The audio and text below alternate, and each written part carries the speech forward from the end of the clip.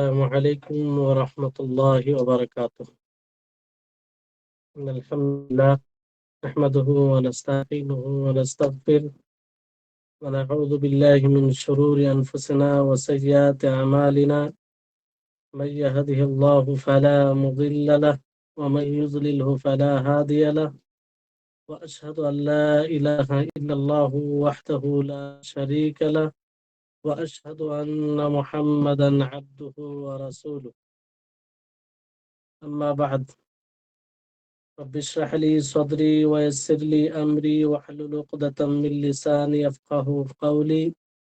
رب زدني علما رب زدني علما।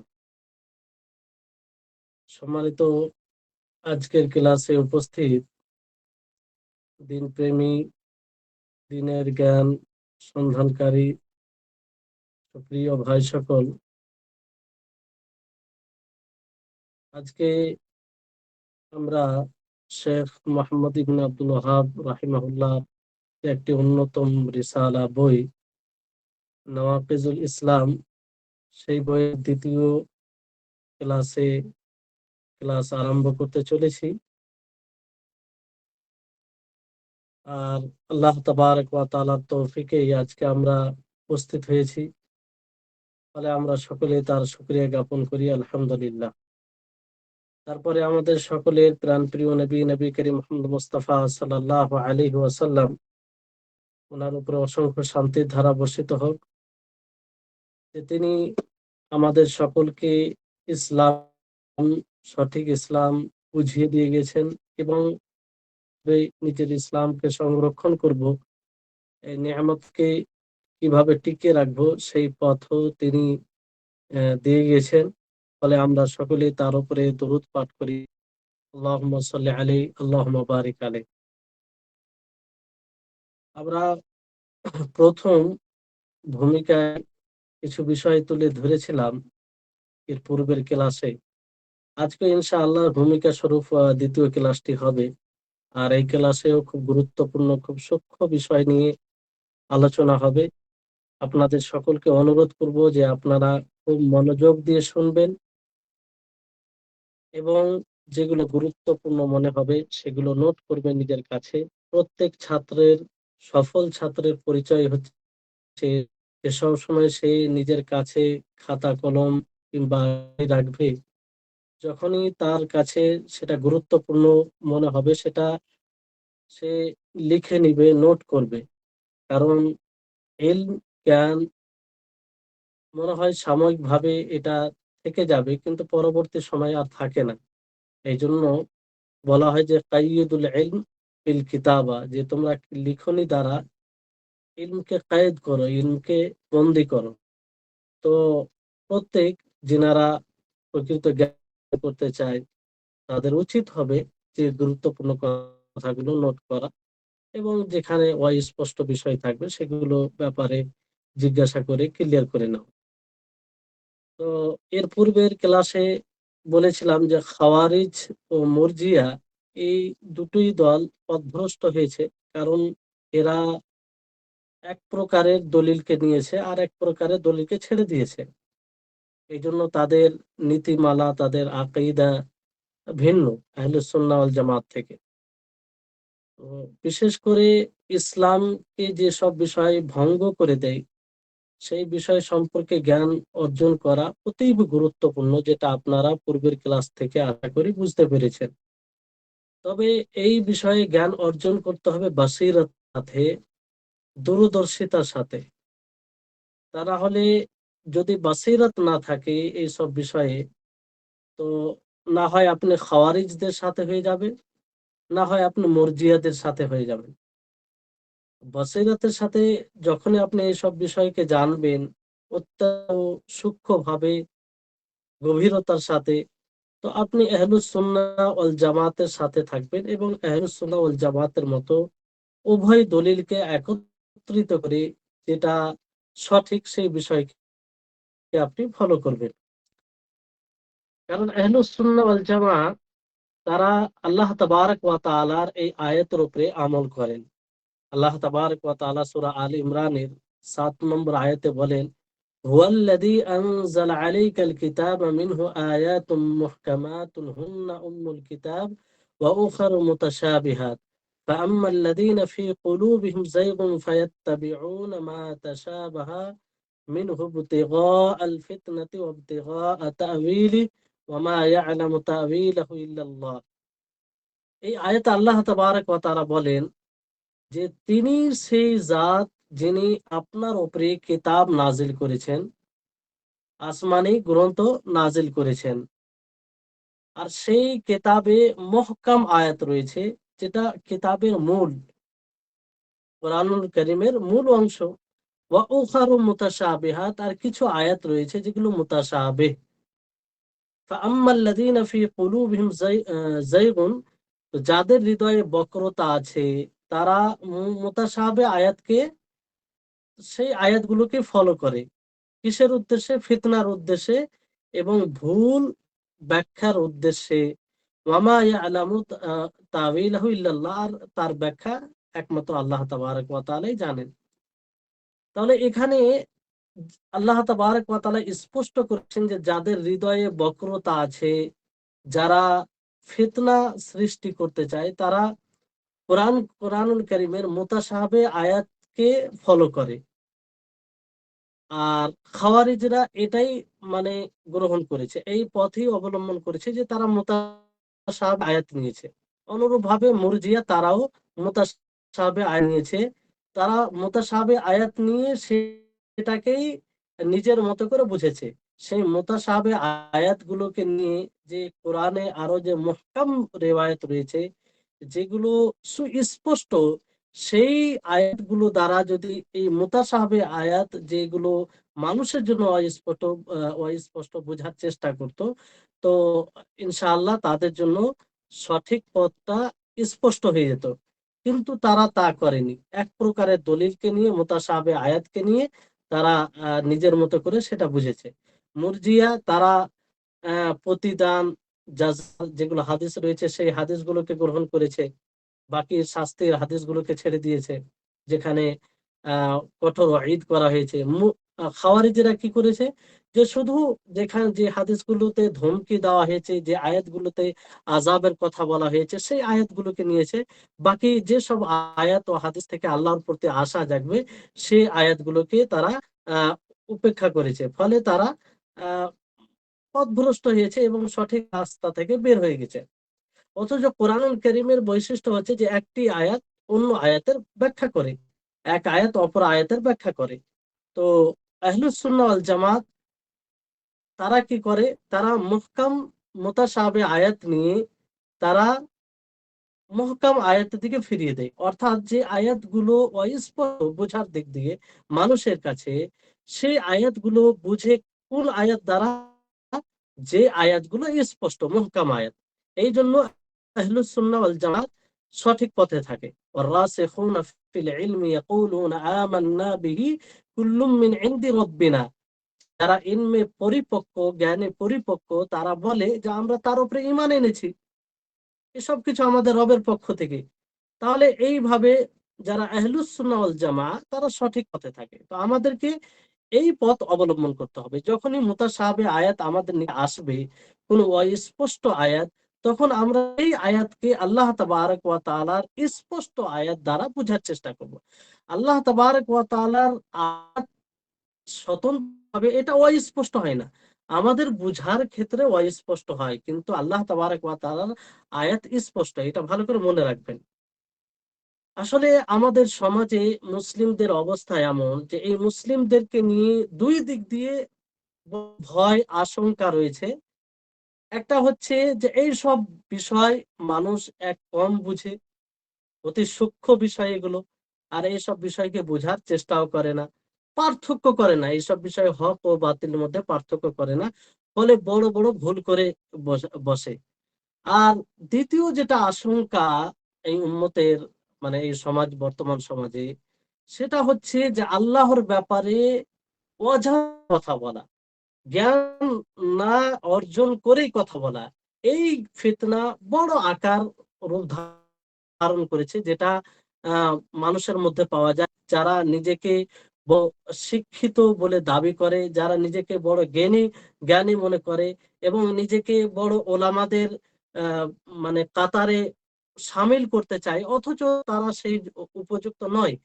বড় বড় বিষয়ে তারা কথা বলতে আরম্ভ করে, অথচ সেই বিষয় সম্পর্কে সঠিক ধারণা নেই।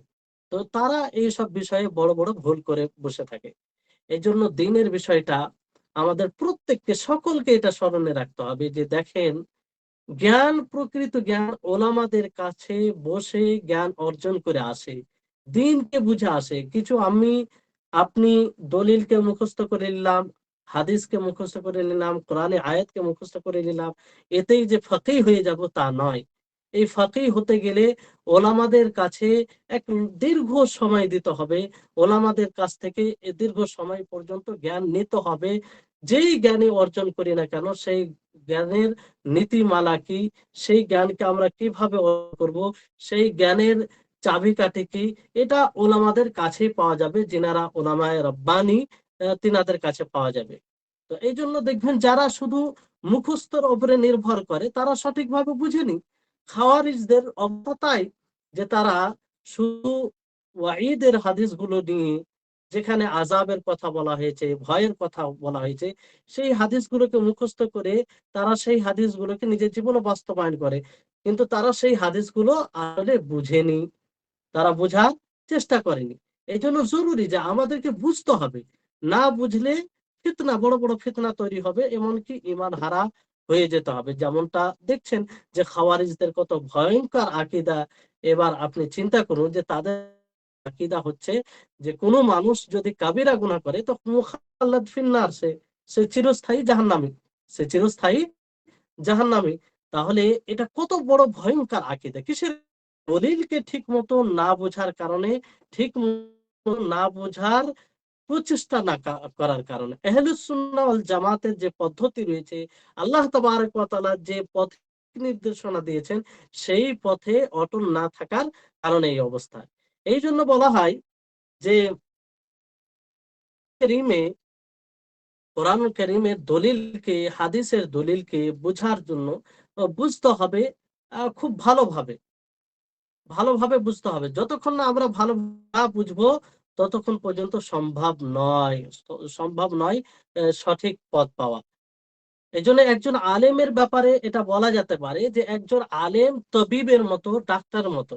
যেমন ডাক্তার চিকিৎসা করে, অসুস্থদের চিকিৎসা করে, সেই ডাক্তারের জন্য জরুরি হয়, এক তো সে ওষুধকে জানবে, এবং সেই ওষুধকে কোথায় ব্যবহার করতে হবে, কোন অবস্থায় ব্যবহার করতে হবে, এটাও তাকে জানা জরুরি। এই দুটো বিষয় থেকে সেই ডাক্তার যদি অজ্ঞ থাকে, সেই তবিব ডাক্তার যদি অজ্ঞ থাকে, তাহলে তার দ্বারা চিকিৎসা হবে না। সে চিকিৎসা করতে গেলে আরো বেশি ক্ষতি হবে, আরো অসুস্থের অসুস্থতাকে বাড়িয়ে দিবে, এতে কোনো সন্দেহ নেই। কিন্তু যখন সে দুটো জিনিসকে ভাবে বুঝে নেবে যে অসুখটা কি, রোগটা কি, এবং সেই রোগের ওষুধ কি, সেই ওষুধটা কোন জায়গায় কোন সময় ব্যবহার করতে হবে, যখন এই বিষয়টা বুঝে নিবে, তখন তার চিকিৎসা, তার যে আহ, যেটাই করুক কেন, তার সেটা ফলপ্রসূ হবে, সেটা কাজে লাগবে। তো এরকম ভাবে অনেক আলেম আছে যারা নিজেকে দাবি করে, কিন্তু কখন কোন দলিল কোন জায়গায় ফিট করতে হবে, কোন দলিল থেকে কি বোঝা যাচ্ছে, এটা না বুঝেই যখন মানুষের চিকিৎসা শুরু করে দেয়, মানুষকে দিনের কথা বলতে আরম্ভ করে, সূক্ষ্ম বিষয়ে আলোচনা করতে আরম্ভ করে, তখনই তার দ্বারা ফাসাদ সৃষ্টি হয়, ফিতনা সৃষ্টি হয়। যেটা বর্তমান সময়ে আমরা দেখতে পাচ্ছি যে কোরআন হাদিসের ভাষা বলতে কিছুই জানে না। কোরআন হাদিসের ব্যাখ্যা করতে গেলে যে তার নীতিমালা জানতে হবে, সেগুলো সম্পর্কে কিছুই জ্ঞান নেই, অথচ সে কোরআনের ব্যাখ্যা করে, সে কোরআনের তাফসীর করে নিজ ইচ্ছা মতো। এমনটা নয় যে মুফাসসিরিন গণ যে ব্যাখ্যা করেছেন তাদের কেতাবে যা তারা লিপিবদ্ধ করেছে সেইগুলো নকল করে, তা নয়। নিজের আবেগে, নিজের চিন্তাধারায়, নিজের বুঝে কোরআনের ব্যাখ্যা করে। তো এটা বড় দুঃখজনক বিষয়। আর এই জন্যই বড় বড় ফাসাদ সৃষ্টি হচ্ছে। এই জন্যই দেখবেন যাকে তাকে কাফের বলে দেওয়া, যাকে তাকে ইসলাম থেকে বের করে দেওয়া, যাকে তাকে বেদাতি বলে দেওয়া, এগুলো এইসব কারণে, যে সঠিক মতো জ্ঞান না থাকার কারণে। তো এই বিষয়ে আমাদেরকে একদম সচেতন হতে হবে। খাওয়ারিজদের কিরকম অবস্থা দেখুন, যে তারা সাহাবায়ে কেরামকে ছাড়েনি, তাদের তাকফির করেছে, নাউজুবিল্লাহ। তো এটা কখন এই অবস্থা হতে পারে? এই যে বলা হলো যে একজন তাবিব যদি ওষুধকে এবং ওষুধটা কোথায় প্রয়োগ করতে হবে এটা যদি না জানে, তো সে যারই চিকিৎসা করবে তার ক্ষতি ছাড়া আর করবে না। অনুরূপ ভাবে যারা এই শরীয়তের জ্ঞান অর্জন না করে, এই দ্বীনি বিষয়ে গভীরভাবে না জেনে কথা বলতে আরম্ভ করবে, সে ফাসাদ এবং ফিতনা ছাড়া কিছুই করবে না। ইবনুল কাইয়িম রাহিমাহুল্লাহ তিনি বলেন যে মূর্খতা, অজ্ঞতা এমন একটি হত্যাকারী ঔষধ, অসুখ, এটা একটা হত্যাকারী ওষুধ, মানুষকে শেষ করে দেয়, এরকম একটা অজ্ঞতা, এটা অসুখ বলতে পারেন। তো এই অসুখের শিক্ষা কোথা থেকে পাবেন আপনি? কোরআন এবং হাদিসের দলিল থেকে। কোরআন ও হাদিসের দলিল, এই কোরআন ও হাদিসের দলিল কোথায় প্রয়োগ করতে হবে, কোথায় প্রয়োজন, কোথায় কি, এটা কে বলবে? তাবিব, সেই আলেম রাব্বানি, যে প্রকৃত আলেম, কোরআন হাদিসের জ্ঞান ওলামাদের কাছ থেকে নিয়েছে, বিশুদ্ধ মানহাজ, যারা বিশুদ্ধ মানহাজে রয়েছে তাদের কাছ থেকে জ্ঞান অর্জন করেছে। তাহলে এই বিষয়টি খুবই গুরুত্বপূর্ণ, বোঝা উচিত। বর্তমান সময়ে দেখবেন যে অনেক যুব সমাজ রয়েছে, তারা দিনের প্রতি খুব আগ্রহী, তাদের চিন্তা চেতনা ভাব, দিনী চেতনা তাদের মধ্যে রয়েছে, কিন্তু তারা মিস্টেক কোথায় করে, ভুল কোথায় করে, এই জায়গায় ভুল করে। এই যে আবেগের সহিত যে আবেগটা তাদের মধ্যে রয়েছে, যে দিনই চেতনাটা রয়েছে, সেই দিনই চেতনাটা যদি জ্ঞান অর্জন করে কাজে লাগাতো, তাহলে এই উম্মতের কতই না উপকার হতো। কিন্তু তা না করে তারা কি, সেই দিনই চেতনাকে আবেগের উপরে ভিত্তি করে তারা নিজ ইচ্ছা মতো জ্ঞান অর্জন না করে তারা নানা রকম কথা বলতে আরম্ভ করে, ফলে পথভ্রষ্ট হয়ে যায়, সিরাতে মুস্তাকিম থেকে বের হয়ে যায়। আল্লাহ তাবারক ওয়া তাআলা যে পথ দিয়েছেন সেই পথ থেকে তারা বের হয়ে যায়। তো এই বিষয়টি খুবই গুরুত্বপূর্ণ আহ, বিষয়, এবং আমাদের যুব সমাজকে ঠিকভাবে এই বিষয়টি বুঝাতে হবে, তাদের নিকটে উপস্থাপন করতে হবে। তাদের মধ্যে দ্বীনি চেতনা আছে, এটা বাস্তব, অস্বীকার করার কিছু নেই। কিন্তু এই যে এই দ্বীনি চেতনাকে সঠিকভাবে কাজে লাগাবে, এর তারবিয়ত, এর লালন পালন সেরকম তাদের হয়নি। তারা ওলামাদের কাছে, ওলামাদের সহবতে, ওলামাদের সংস্পর্শে থাকেনি, ফলে তারা এটাকে ভুলভাবে ব্যবহার করছে, আর শয়তান এটাকে কাজে লাগাচ্ছে। শয়তান যখন দেখছে যে তাদের মধ্যে দ্বীনি চেতনা আছে, তারা খুব একটা আগ্রহী, তারা খুব উদ্যোগী, তখন ওইটাকে বাতিল পথে শয়তান লাগানোর চেষ্টা করে, আর এতে শয়তান অনেকটাই সফল। বর্তমান সময়ে যত তাকফিরের বিষয় রয়েছে, সেই এই যুব সমাজের মাধ্যমে, আর তারা ওই দিকে বেশি ছুটে যাচ্ছে, কারণ এতে তাদের যে মনের একটা আক্রোশ, সেটা পূর্ণ হয়, কেমনি অনুযায়ী কথা পায়, এই জন্য তাদেরকে খুব ভালো লাগে। তো বিষয়গুলো খুব ভালোভাবে বুঝতে হবে, এবং এই সব বিষয়ে আমাদের সকলকে সিরিয়াস হতে হবে। তারপরে কয়েকটি বিষয় গুরুত্বপূর্ণ বলবো আপনাদেরকে, যে যেহেতু আমরা শেখুল ইসলাম মোহাম্মদ ইবিন আব্দুল ওয়াহাব রাহিমাহুল্লাহ, ওনার রিসালা, ছোট একটি রিসালা নওয়াকিজুল ইসলাম, এটা আমরা পড়তে যাচ্ছি, পড়তে এখনো মূল বই শুরু করি, তবে ওই বইয়ের অন্তর্ভুক্ত এগুলো, কারণ সে বইকে বোঝার জন্য এইসব বিষয়গুলো জানা বোঝা একান্ত দরকার। তো নওয়াকিজুল ইসলাম, সেখানে ইসলাম শব্দ ব্যবহার করা হয়েছে। অনেকেই নওয়াকিজুল ইমান বলে, নওয়াকিজুল ইসলাম বলে। তো এই দুটি নামে কি পার্থক্য আছে? যে নওয়াকিজুল ইসলাম মানে ইসলাম ভঙ্গকারী আমল সমূহ, আর নওয়াকিজুল ইমান মানে ইমান ভঙ্গকারী আমল সমূহ। তো দুটোতে পার্থক্য আছে কি নেই? তো আপনারা হয়তো পূর্বের কোনো ক্লাসে পড়েছেন যে ইসলাম ও ইমানের অর্থ কি।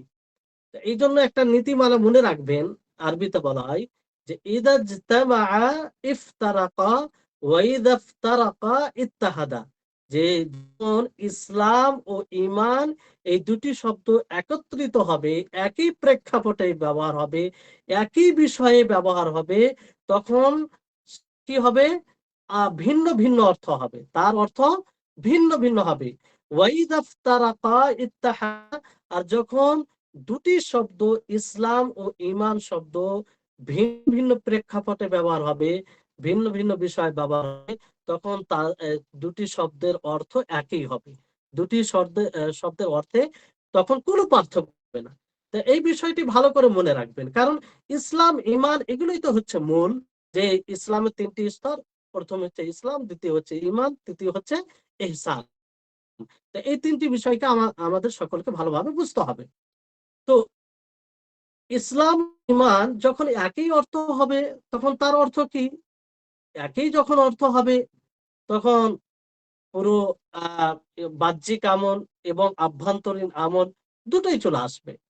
যেমন জিবরিল আলাইহিস সালাম যখন নবী করিম মুহাম্মদ সাল্লাল্লাহু আলাইহি সাল্লামকে জিজ্ঞাসা করেন যে ইয়া মুহাম্মদ আখবিরনি আনিল ইসলাম, যে হে মুহাম্মদ আপনি ইসলাম সম্পর্কে আমাকে বলুন, ইসলাম সম্পর্কে আমাকে জ্ঞাত করান। তো রাসূল সাল্লাল্লাহু আলাইহি সাল্লামের তিনি ইসলামের সংজ্ঞা দিতে গিয়ে বলেন, আল ইসলামু আন তাশহাদা আল লা ইলাহা ইল্লাল্লাহ ওয়া আন্না মুহাম্মাদার রাসূলুল্লাহ ওয়া ইকামিস সালাহ ওয়া তুতি ওয়া ইতাইজ যাকাত। তো এইভাবে পাঁচটি আরো বিষয়, মানে পুরো পাঁচটি স্তম্ভের কথা বলে। তো ইসলামের সংজ্ঞা বলতে বাহ্যিক আমল, শাহাদাত, আমরা যে প্রকাশ্যভাবে কালিমা শাহাদাত পাঠ করে থাকি, তারপরে হৃদয় থেকে এটা স্বীকার করতে হবে, সলাৎ প্রতিষ্ঠিত করা, যাকাত প্রদান করা, বাইতুল্লাহর হজ সম্পাদন করা, তারপরে আপনার রমজান মাসের সিয়াম সাধনা করা। তো এই পাঁচটি আমল দেখেন বাহ্যিক আমল।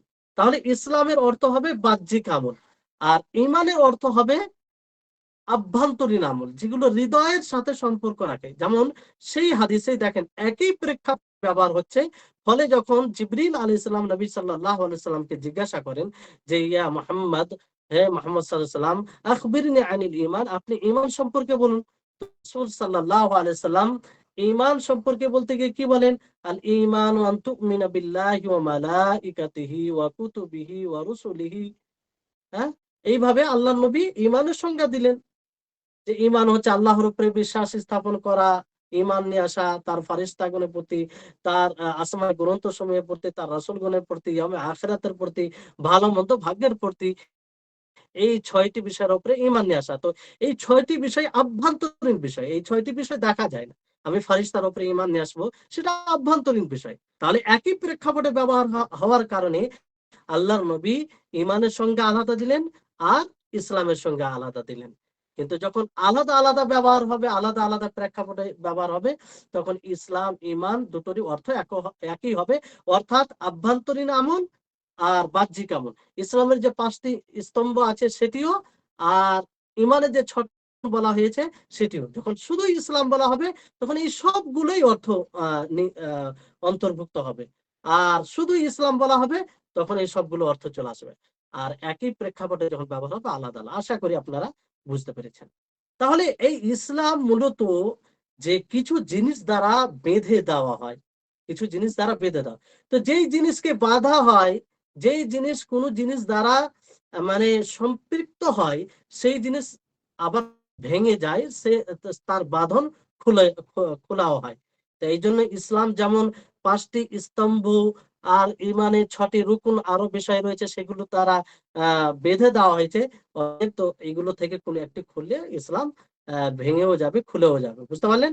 এই জন্য ইসলামের ভঙ্গে, ইসলামের ভঙ্গের যে কারণ সমূহ রয়েছে, অথবা ইমান ভঙ্গের, আপনারা যখনই আপনাদেরকে বলা হবে ইমান ইসলাম, তখন একই অর্থ, আলাদা আলাদা বললে এটা আশা করি বুঝেছেন।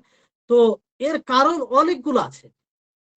শেখুল ইসলাম মোহাম্মদ ইবনে আব্দুল ওয়াহাব রাহিমাহুল্লাহ তিনি যে 10টি কারণ উল্লেখ করেছেন, তিনি তার রিসালায়, যেটি ব্যাপক আল্লাহ তাআলা ব্যাপকভাবে সেটা কবুল করেছেন, মানুষ সেটাকে গ্রহণ করেছে। আর এটাই কারণ যে সমস্ত ওলামায়ে কেরাম এই বইকে পড়েন, এই বই দ্বারা উপকৃত হন। আর এই বইয়ের ভাষ্যকার যদি দেখেন যে অনেক ওলামায়ে কেরাম এই বইয়ের সারা ব্যাখ্যা করেছেন। তো এগুলো এই বইয়ের কবুল হওয়ার একটি লক্ষণ। তো অনেকেই বলেছেন যে ইসলাম ভঙ্গের কারণ 400-র অধিক রয়েছে, 400-র অধিক রয়েছে। কিন্তু শেখুল ইসলাম মোহাম্মদ ইবনে আব্দুল ওয়াহাব রাহিমাহুল্লাহ যে 10টি কারণ উল্লেখ করেছেন, এটি হচ্ছে মুখ্য কারণ। আর এই কারণগুলো, এতে কাল দ্বিমত নেই যে এই কারণগুলো যদি পাওয়া যায়, তার ইসলাম নষ্ট হয়ে যাবে। কি হবে? নষ্ট হবে। তো এখানে বিষয়টি হচ্ছে যে ইসলাম ঈমান সম্পর্কে যাদের সুস্পষ্ট ধারণা আছে তাদের ব্যাপারে, যেমন মুরজিয়ারা, তারা আমলকে ঈমানের অন্তর্ভুক্ত মনে করে না। তো তাদের নিকটে এরকম কোন আমল করলে ঈমান ভঙ্গ হবে না, হৃদয়ে ইসলাম থাকলেই হবে, এরকম বিষয়টি চলে আসে। তো এটা একটা বিষয়, আশা করি আপনারা বুঝতে পেরেছেন, এটা স্পষ্ট হয়েছে। এবার আসুন দ্বিতীয় একটি বিষয়, খুব গুরুত্বপূর্ণ বিষয় আর খুব সূক্ষ্ম বিষয়, ভালোভাবে বোঝার চেষ্টা করবেন। যদি না বুঝতে পারেন পরবর্তীতে প্রশ্ন করবেন, কিন্তু স্পষ্ট হওয়া উচিত যে প্রত্যেক মানুষকে তার আসল অবস্থানে ফিরিয়ে দিতে হবে। তার যে মানে মূল, তার যেটা জায়গা, সেই জায়গাতেই মনে করতে হবে। বিষয়টি হচ্ছে এটা যে যদি কোনো ব্যক্তি কালেমায়ে শাহাদাত পাঠ করে, মুখে উচ্চারণ করে যে আশহাদু আল্লা ইলাহা ইল্লাল্লাহ ওয়া আন্না মুহাম্মাদার রাসূলুল্লাহ, অথবা আশহাদু আল্লা ইলাহা ইল্লাল্লাহ ওয়া আশহাদু আন্না মুহাম্মাদার রাসূলুল্লাহ, যে আমি সাক্ষ্য প্রদান করছি আল্লাহ ছাড়া সত্য কোনো মাবুদ নেই, এবং আমি সাক্ষ্য প্রদান করছি যে মুহাম্মদ সাল্লাল্লাহু আলাইহি ওয়াসাল্লাম আল্লাহর রাসূল। তো এইভাবে যে প্রকাশ্যভাবে কারো সামনে এই সাক্ষ্য প্রদান করবে, সে আসল জায়গায় চলে এলো, অর্থাৎ সে মুসলিম হয়ে গেল। সে একদম নির্দ্বিধায়, কোনো সন্দেহ ছাড়া সে মুসলিম হয়ে গেল। তখন থেকে তাকে আসলে মুসলিমই মনে করতে হবে যে সে মুসলিম, কারণ সে বিশ্বস্ত জিনিস দ্বারা সে ইসলামে দীক্ষিত হয়েছে। তো তার ইসলাম কোনো সন্দেহযুক্ত বিষয় দ্বারা ভেঙে যেতে পারে না। বিষয়টি বুঝার চেষ্টা করবেন যে তার বিশ্বস্ত যে মাধ্যম দ্বারা সে ইসলামে দীক্ষিত হয়েছে, তো তার মধ্যে যদি কোনো সন্দেহযুক্ত বিষয় পাওয়া যায়, তো সেই সন্দেহযুক্ত বিষয়ের কারণে তার ইসলাম ভেঙে যাবে না, তার ইসলাম নষ্ট হবে না। কিংবা তার মধ্যে সন্দেহযুক্ত বিষয় পাওয়া গেলে তাকে কাফের বলা যাবে না, তার তাকফির করা যাবে না। বুঝতে পারলেন? তো এই হচ্ছে বিষয়। এই জন্য বর্তমান সময়ে দেখবেন যারা এক অপরকে কাফের বলে, খাওয়ারিজদেরকে নিয়ে নেন, যে তাদের নীতিমালার মধ্যে একটি নীতি আহ আহ, মুসলিম শাসকদেরকে তাকফির করা, যে তারা কাফের। তো দেখেন যে তারা একটা, তারা যে মুসলিম এটা এতে কোনো সন্দেহ নেই, কিন্তু একটা সন্দেহযুক্ত বিষয় দ্বারা তারা কাফির বলে, তাকফির করে। তাদের ধারণা কি, যে না, তারা বিরোধিতা করে না, শিরকের এটা সেটা, মানে অনেকগুলো কথা আছে যেগুলো সন্দেহযুক্ত, তা এই কারণে তারা কাফির বলে। তো এই নীতিটা না বুঝার কারণে শেখুল ইসলাম মোহাম্মদ ইবনে আব্দুল ওয়াহ্হাব রাহিমাহুল্লাহ তিনি বলেন, না, শেখুল ইসলাম ইবনে তাইমিয়া রাহিমাহুল্লাহ তিনি বলেন যে কোন ব্যক্তির জন্য জায়েজ নয় যে সে মুসলিমদের মধ্যে কারো তাকফির করবে, কাউকে কাফির বলবে, যদিও সে ভুল করে, যতক্ষণ না তার উপরে হুজ্জত কায়েম করা হবে, দলিল উপস্থাপন করা না হবে, আর হুজ্জত তার জন্য সুস্পষ্ট না হবে। এজন্য বলা হয় যার ইসলাম প্রমাণিত হয়ে যাবে নিঃসন্দেহে, নিশ্চিত ভাবে, তার ইসলাম সন্দেহযুক্ত বিষয়ে আহ, তার ইসলাম নষ্ট হবে না, বরং যতক্ষণ না তার উপরে হুজ্জত কায়েম হবে এবং যে সংশয় আছে সে সংশয় দূর না হবে। এজন্য একটা মনে রাখতে হবে, মান সাবাতা ঈমানুহু বিয়াকিন লাম ইউজাল যালিকা আনহু বিশাক্কি, যে যার ঈমান নিশ্চিতভাবে প্রমাণিত হয়ে যাবে, তার ঈমান তার থেকে সন্দেহ দ্বারা দূরীভূত হবে না, দূর হবে না। তাহলে এই নীতিটা মনে রাখতে হবে। তাহলে এখান থেকে কি মানে বোঝা উচিত আমাদের? এখান থেকে এটাই বোঝা উচিত যে যাকে আমরা মুমিন বলে জানবো, মুসলিম বলে জানবো, তাকে সহজে আমরা কাফির বলবো না, তার তাকফির আমরা করব না, কারণ সে মুসলিম, নিশ্চিত ভাবে সে মুসলিম। তো এই হচ্ছে বিষয়। এর দলিল অনেক আছে। দেখেন, যেমন ওসামা রাদিয়াল্লাহু তাআলা আনহু, তিনি একজন ব্যক্তিকে হত্যা করেছিলেন। যে সময় হত্যা করতে যান সে সময় সেই ব্যক্তি লা ইলাহা ইল্লাল্লাহ পাঠ করেছিলেন। তো ওসামা তিনি মনে করেছিলেন যে সে হয়তো নিজেকে বাঁচানোর জন্য এই লা ইলাহা ইল্লাল্লাহ পাঠ করছে, নিজেকে বাঁচানোর জন্য লা ইলাহা ইল্লাল্লাহ পাঠ করছে, ফলে তিনি তাকে হত্যা করে ফেলেন।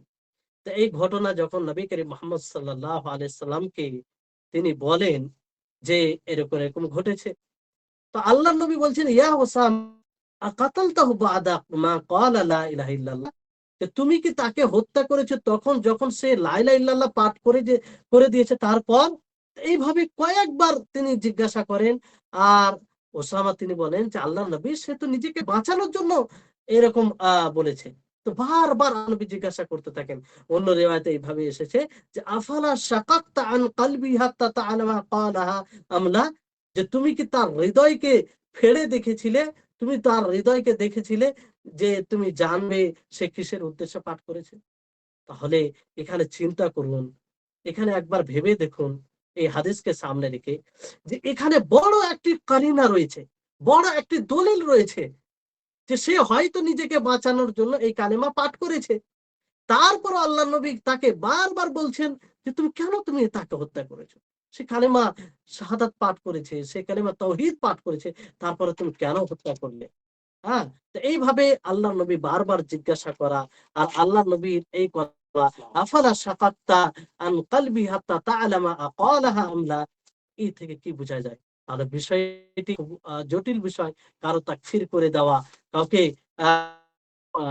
বিশেষ করে তাকফির করে দেওয়া, এটি মানে বিষয় না। এজন্য ওলামায়ে কেরাম ওলামায়ে কেরাম এই বিষয়ে খুব সচেতন এবং সতর্ক থাকতেন। আমাদেরও সতর্ক থাকতে হবে। দেখুন আল্লাহ নবী কিভাবে তাকে মানে সতর্ক করলেন ওসামা রাদিয়াল্লাহু তাআলা আনহুকে সাহাবী হওয়ার পরে। তো কোন ব্যক্তির কোন সন্দেহযুক্ত বিষয়ের কারণে তাকফির করা যাবে না। তাহলে এই বিষয়টা আশা করি আপনাদের নিকটে ক্লিয়ার হয়েছে। ইনশাআল্লাহ আশা করি ক্লিয়ার হবে। তারপর আরেকটি বিষয় দেখেন, খুব সূক্ষ্ম বিষয়গুলো ভালোভাবে না শুনলে বুঝতে পারবেন না।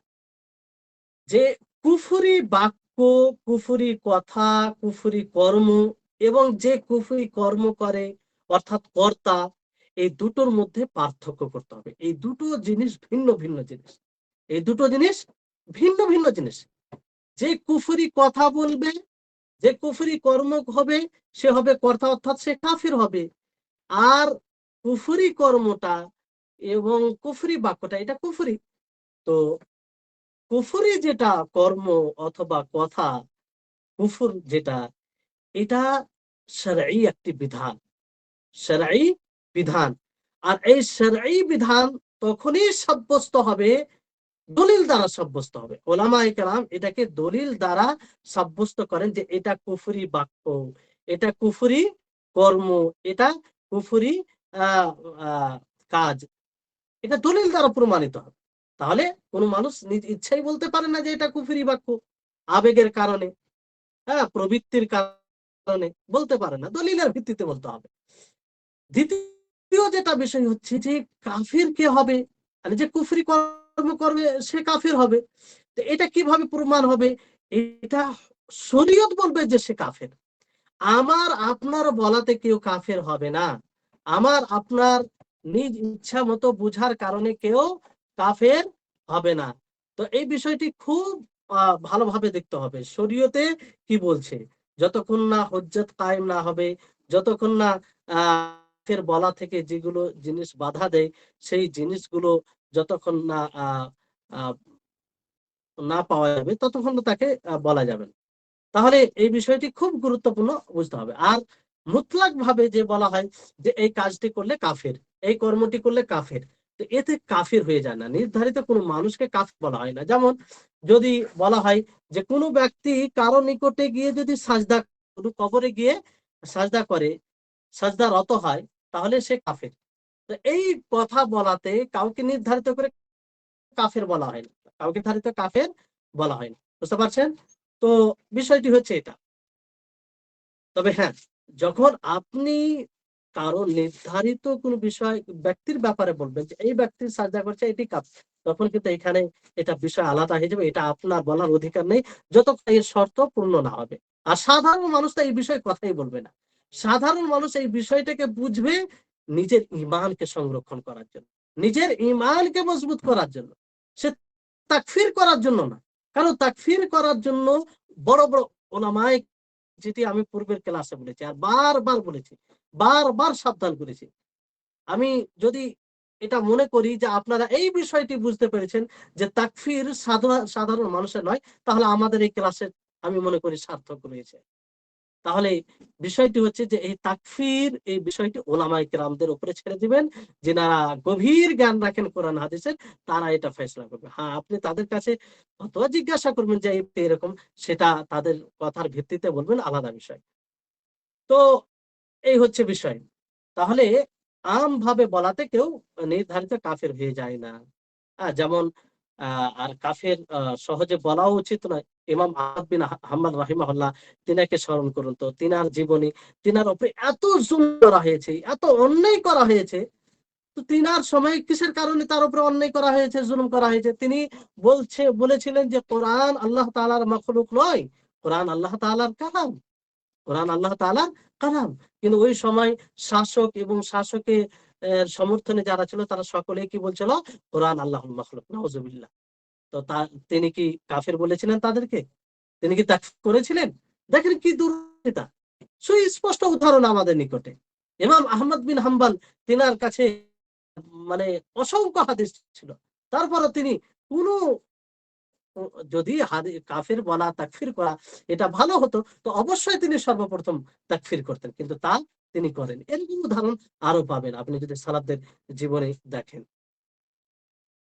ইবনে উসাইমিন রাহিমাহুল্লাহ তিনি বলেন এই বিষয়ে যে আল কুফরু হুকমুন শারঈয়্যুন, যে কুফর এটা শরঈ বিধান। মারাদ্দুহু ইলাল্লাহি ওয়া রাসূলিহি, তাকে ফিরিয়ে দিতে হবে কার দিকে?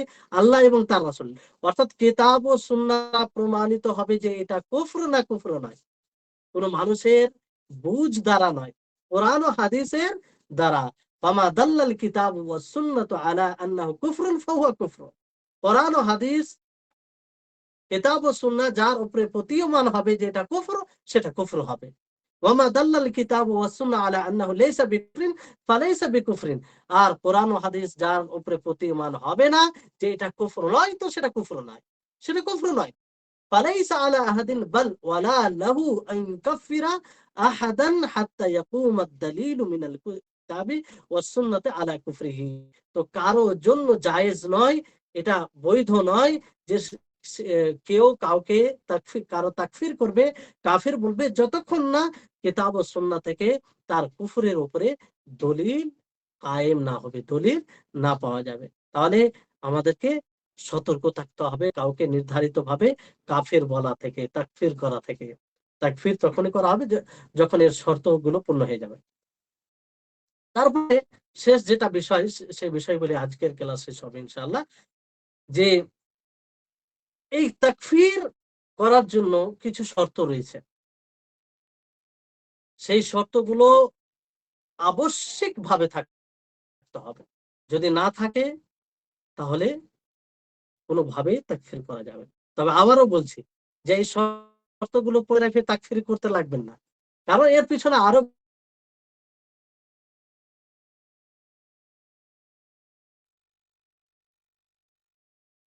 গভীর জ্ঞান লাগবে।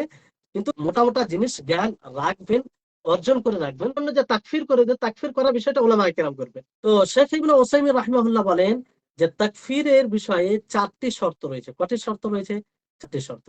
প্রথম শর্ত হচ্ছে যে এটা প্রমাণিত হতে হবে, যে কারণে তাকফির করা হবে, যে এই কথা অথবা কর্ম অথবা কোনো জিনিস ছেড়ে দেওয়া এটা কুফর। এটা কি?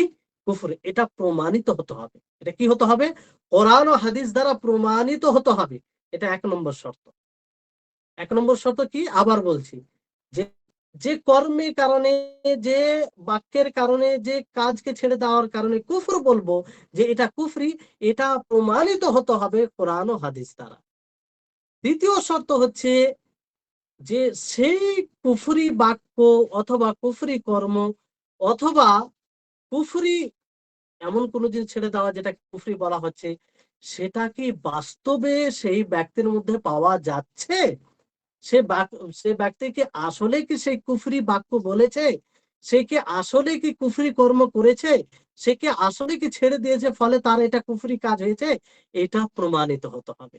এটা প্রমাণিত হতে হবে। তাহলে দুটোর মধ্যে পার্থক্য বুঝতে পারছেন? প্রথম বিষয় হচ্ছে যে কোরআন হাদিস দ্বারা প্রমাণিত হতে হবে যে এটা কুফরি বাক্য। না নাই, কুফরি কর্ম না কুফরি কর্ম নাই, না ছেড়ে দেওয়াটা কুফরি কি কুফরি না। দ্বিতীয় যেটা বললাম যে আসলে কি সেই যে কুফরি বাক্য অথবা কুফরি কর্ম, তো সেটা কি আসলে করেছে যার ব্যাপারে আমরা কথা বলছি কিংবা যার ব্যাপারে বলা হবে, এটা দেখতে হবে। তৃতীয় শর্ত হচ্ছে যে হুজ্জত কায়েম করতে হবে। কি করতে হবে? দলিল হুজ্জত তাকে বুঝাতে হবে, তাকে তার নিকটে সুস্পষ্ট করতে হবে যে ভাই কোরআন হাদিস দ্বারা এটা কুফরি কাজ, এটা করলে মানুষ ইসলাম থেকে খারিজ হয়ে যায়। এগুলো বুঝানোর পরেও তার যেগুলো ভুল সংশয় আছে সেগুলো দূর করার পরেও যদি করে, তাহলে এটাকে বলা হয় যে দলিল কায়েম করা, হুজ্জত কায়েম করা, হুজ্জত পৌঁছে দেওয়া। এটা তৃতীয় শর্ত। চতুর্থ শর্ত হচ্ছে যে তাকফির গিয়ে যেসব জিনিস বাধা দানকারী রয়েছে সেগুলো যেন না থাকে, সেগুলো যেন না থাকে, সেগুলো না থাকে, এই বিষয়টি বুঝতে হবে। তাহলে প্রথম বিষয় যে এটা যার যার দিকে একটা বিষয় হলো যে যে কুফরির দিকে নিসবত করা হচ্ছে, যে কুফরির নিসবত করা হচ্ছে, যে এটা কোরআন ও হাদিস দ্বারা প্রমাণিত কি প্রমাণিত নয়, এটা দেখ, এটা কি করতে হবে? দেখতে হবে। আর দ্বিতীয় বিষয় যে যার দিকে নিসবত করা হচ্ছে আসলে কি সে করেছে কি করেনি, না হাওয়া হয় ছোড়া হচ্ছে, কারণ মুখে মানে শুনে শুনে কথা বলা হচ্ছে, তো এই দুটোই বিষয় দেখতে হবে। আর হুজ্জত কায়েম করা মানে তাকে পৌঁছে দিতে হবে, পৌঁছে দিতে হবে, বলতে হবে, বুঝাতে হবে। একজন সাজদা করে কবরের নিকটে গিয়ে, মুসলিম হওয়াও কবরের নিকটে গিয়ে সাজদা করে, তা আমরা আম ভাবে বলতেই পারি যে কবরে গিয়ে সাজদা করা, কবরে গিয়ে সাজদা করা এটা কুফরি আমল, এটা কি শিরকি আমল, এমন শিরকি আমল যে যা দ্বারা মানুষ ইসলাম খারিজ হয়ে যায়।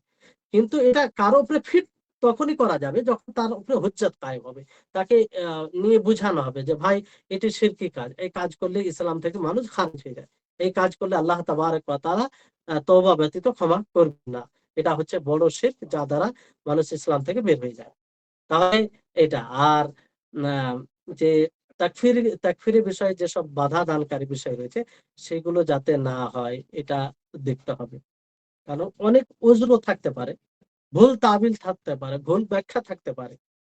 অনেকেই ভুল ব্যাখ্যা, যেমন ধরুন অনেকেই মাধ্যম দিয়ে দোয়া করে, তো তাদের মধ্যে ব্যাখ্যা কি হয়? ভুল ব্যাখ্যা, ব্যাখ্যা এটা যে আমরা গুনাহগার, কিংবা আসলে আমরা এদের ইবাদত করি না, এদেরকে ডাকি এই জন্য তারা সুপারিশ করবে।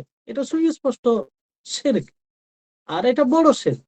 তারপরেও যেহেতু একটা ধারণা এটাকে ইসলামে অংশ করে, তো তাকে তার উপর হুজ্জত কায়েম করতে হবে। তো এই হচ্ছে বিষয়। তাহলে মোট কথা এটা যে তাকফিরের বিষয়টা আমরা সহজে কারো উপরে প্রয়োগ করব না।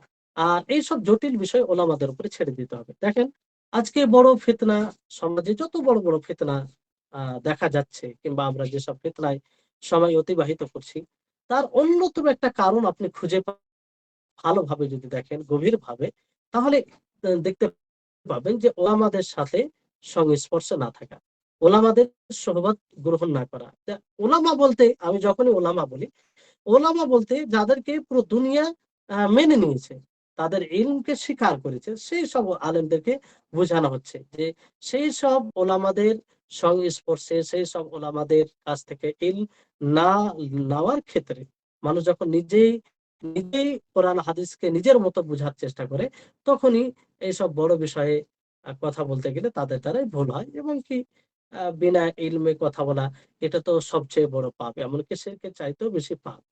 আল্লাহ তাবারক ওয়া তাআলা যে আয়াতে বলেছেন যে কয়েকটি গুনাহ গণনা করেছেন সেখানে ৫টি।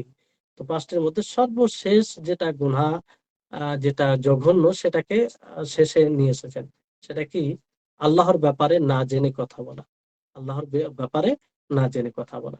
তো এইসব স্পর্শকাতর বিষয়ে আ আমরা নিজেরা না কথা বলে ওলামায়ে রাব্বানী যারা রয়েছে তাদের নিকটে আমরা আ উপস্থাপন করব। তাদের জন্য আমরা ছেড়ে দেব। তখন তারা তাদের জ্ঞান অনুযায়ী ফয়সালা দিবে, হুকুম দিবে, ফতোয়া দিবে। সেই অনুযায়ী আমরা আমল করব।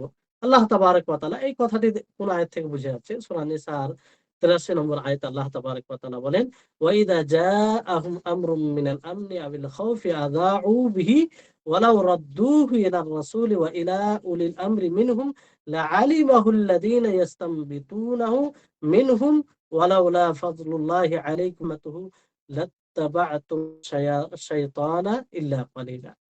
তাহলে দেখুন যে আল্লাহ তাআলা বলেন যে যখন তাদের নিকটে শান্তির কোনো কথা অথবা ভয়ভীত সৃষ্টি সৃষ্টি করে এরকম কোনো বিষয় তাদের নিকটে আসে, তখন সেটাকে ছড়িয়ে দেয় তারা। যদি তারা এটাকে সর্বপ্রথম রাসূলের দিকে ফিরিয়ে নিয়ে আসতো, অথবা উলিল আমর যারা যারা এইসব বিষয়কে বুঝে, ওলামা রাব্বানি বলতে পারে, তাহলে তারা বিষয়টি বুঝতে পারতো যে এটা আসল কোথা থেকে উৎপত্তি। তাহলে এই আয়াত থেকে কি বোঝা যাচ্ছে যে যে কোনো বিষয়ে যখন আমরা ওলামার দিকে ফিরিয়ে নিয়ে যাব, তখন ওনারা আসলে এটার জড় শিকড় কোথা থেকে বের হলো এবং এর ওষুধ কি হবে। কারণ আলেম একজন এর মতো, হ্যাঁ, একজন ডাক্তারের মতো, সে একজন আলেম, আলেম রব্বানি, সে ওষুধও জানে, রোগও আহ, আহ, রোগ রোগও জানে, এবং রোগের যে রোগ মুক্তির যে রোগ ঔষধ রয়েছে সেটাকেও জানে, এবং সেই ওষুধকে কোথায় প্রয়োগ করতে হবে সেটাকেও জানে। তারপর আল্লাহ তাবারক ওয়া তাআলা বলছেন যে আল্লাহ তাবারক ওয়া তাআলা যদি ফজল না হতো তোমাদের উপরে, রহমত না হতো, তো তোমরা কি করতে, শয়তানের অনুগত্য করতে, খুব কমই লোক বেঁচে থাকতো। তাহলে আলেমদের সংস্পর্শে না থাকা, আলেমদেরকে না বলা এইসব জটিল বিষয়, এটা শয়তানের অনুসরণের পথ, এবং শয়তানের অনুসরণের পথ প্রশস্ত হয়ে যায়, তখন সহজ ভাবে শয়তানের অনুগত্যে পড়ে যায় মানুষ। তো সবসময় আমাদেরকে, আমাদের সকলকে উলামায়ে রাব্বানীন যারা রয়েছেন তাদের সংস্পর্শে থাকতে হবে। আর ফিতনা থেকে বাঁচার একটাই উপায়, এটাই উপায়। এই ফিতনা পরিপূর্ণ যুগে নিজেকে যদি ফিতনা থেকে বাঁচাতে চান, তো যিনারা উলামায়ে রাব্বানীন রয়েছে, বিশুদ্ধ ওলামায়ে কেরাম, বিশুদ্ধ মানহাজের উপরে রয়েছে, তাদের সংস্পর্শে থাকুন, তাহলেই ফিতনা থেকে বাঁচবেন। নচেত আপনি সারা জীবন ইসলাম মনে করে পালন করে থাকবেন, আর সেটা ইসলামের কোনো অংশই নয়, যেটা বর্তমান সময়ে দেখতে পাচ্ছেন। বলার আশা করি প্রয়োজন নেই। তো আজকে জন্য এতটাই যথেষ্ট। আশা করি আপনারা এই ভূমিকা, দুটো ভূমিকা স্বরূপ যে আপনাদের সামনে ক্লাস করা হলো, দুটি ক্লাস খুব গুরুত্বপূর্ণ বিষয়গুলিকে বোঝার চেষ্টা করবেন। আগামী ক্লাস থেকে ইনশাআল্লাহ আমরা নওয়াকিজুল ইসলাম একটি একটি করে একটু মোটামুটি ভাবে আমরা জানার চেষ্টা করব। আল্লাহ তাবারক ওয়া তাআলা আমাদের সকলকে যেন এসব বিষয়কে বোঝার, এবং আমরা যেন দিন ইসলামকে, ঈমানকে রক্ষা করতে পারি, আর এর পরিপন্থী যতগুলো বিষয় রয়েছে সমস্ত বিষয় থেকে যেন আমরা বেঁচে থাকতে পারি। আল্লাহ তাআলা যেন আমাদেরকে তৌফিক দেন, আর আমাদের সকলের জ্ঞানে যেন আল্লাহ তাআলা বৃদ্ধি দান করেন। ওয়া আখির দাওয়ানা আনিল হামদুলিল্লাহি রাব্বিল আলামিন। আসসালামু আলাইকুম ওয়া রাহমাতুল্লাহি ওয়া বারাকাতুহু। জাযাকুমুল্লাহু খাইরান ওয়া আহসানাল জাযা। এবার প্রশ্ন থাকলে প্রশ্ন করতে পারেন।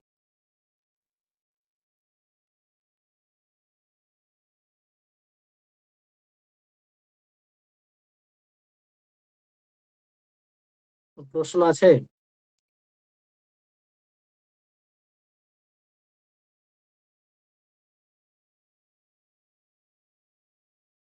হ্যাঁ, বলেন।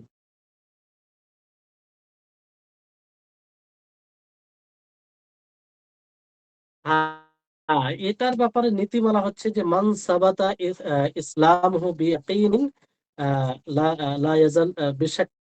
অর্থ হচ্ছে যে নিশ্চিত ভাবে যার ইসলাম প্রমাণিত হয়ে যাবে যে সে মুসলিম, আমরা জানি সে মুসলিম, তো কোনো সন্দেহযুক্ত বিষয় দ্বারা তার মানে ইসলাম তাকফির, তাকে কাফের বলা যাবে না। মানে তাকে মুসলিমই মনে করতে হবে যতক্ষণ না সুস্পষ্ট হয়ে যাবে। সুস্পষ্ট বিষয় যতক্ষণ না পাওয়া যাবে যে আসলে সে কুফরি কাজ করে সে কাফের হয়ে গেছে, ততক্ষণ তার ইসলাম, আমরা এটাই মনে করবো তার ইসলাম বাকি আছে। বাকি আমরা বাহ্যিক দিক দিয়ে, দুনিয়ার দিক দিয়ে কি, পরকালের বিষয়টা আল্লাহর হাতে। যেমন মুনাফিকিন, দেখেন মুনাফিকিন, তারা তারা তারা তো আল্লাহ নবী জানতেন মুনাফিকিনদের ব্যাপারে যে এরা আসলে মুসলিম নয়, মুনাফিক। কিন্তু বাহ্যিক ভাবে তারা কালিমায়ে শাহাদাত পাঠ করতো, রাসূলকে তারা বলতো আপনি আল্লাহর রাসূল, আমরা আপনার অনুসরণ করব, কিন্তু তারা হৃদয়ে ঘৃণা করতো। তো আল্লাহ নবী কখনো কি তাদেরকে কাফের বলেছেন? আল্লাহ নবী দুনিয়াতে তাদের সাথে মুসলিমদের মতোই তাদের সাথে ব্যবহার করেছেন, কারণ তারা বাহ্যিকভাবে ইসলাম গ্রহণ করেছিল। তো এটাই হচ্ছে যে দেখেন, সুস্পষ্ট বিষয় না আসার কারণে মুনাফিকদেরকে আল্লাহর নবীও কাফের বলেন। এই হচ্ছে বিষয়, বুঝতে পারলেন?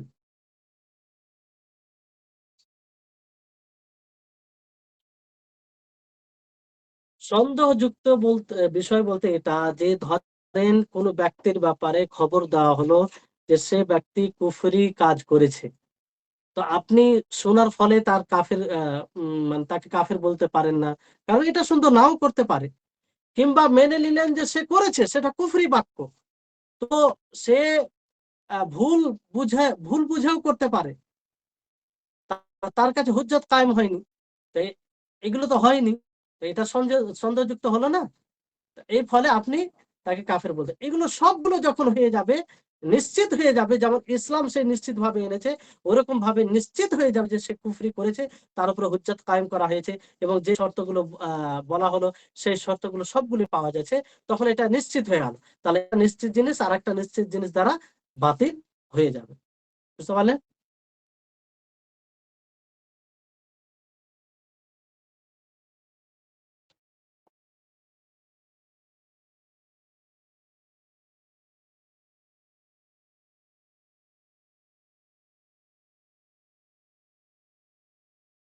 তাহলে আর কারো প্রশ্ন নাই মনে হয়, ক্লাস আমরা এতে করি। হ্যাঁ বলেন।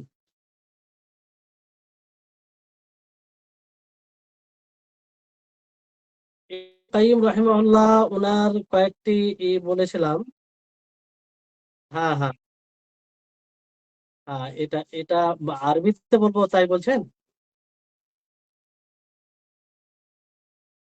আচ্ছা আচ্ছা আচ্ছা আচ্ছা, এক মিনিট এক মিনিট। হ্যাঁ, উনি বলেছেন যে মূর্খতা, অজ্ঞতা এটা একটা রোগ, হত্যাকারী রোগ। আর তার শেফা হচ্ছে, দুটি বিষয়ে শেফা রয়েছে যেটি সেই রোগকে দূর করে। সেটা হলো কোরআনের দলিল এবং সুন্নাহর দলিল, কোরআন ও হাদিসের দলিল।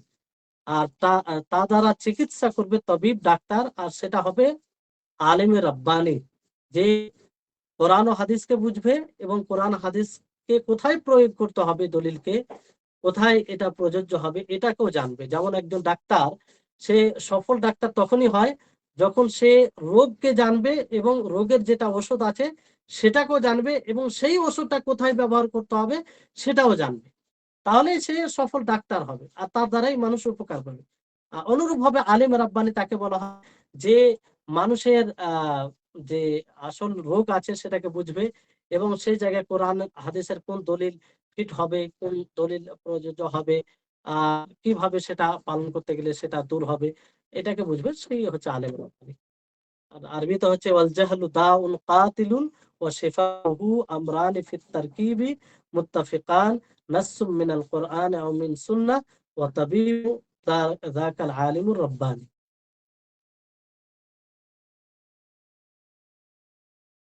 হ্যাঁ বলেন।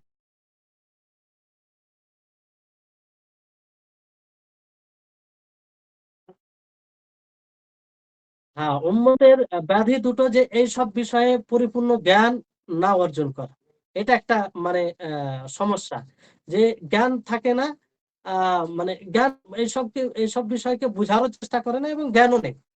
আর দ্বিতীয় যেটা সমস্যা হলো, যে জ্ঞান তো নেই, এটা একটা সমস্যা।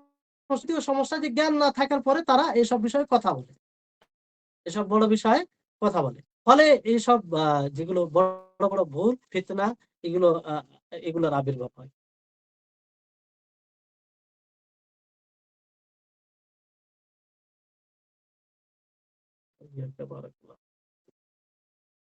তো আমরা সকলে দোয়াটি পাঠ করবো মজলিস শেষে। সুবহানাকাল্লাহুম্মা ওয়া বিহামদিকা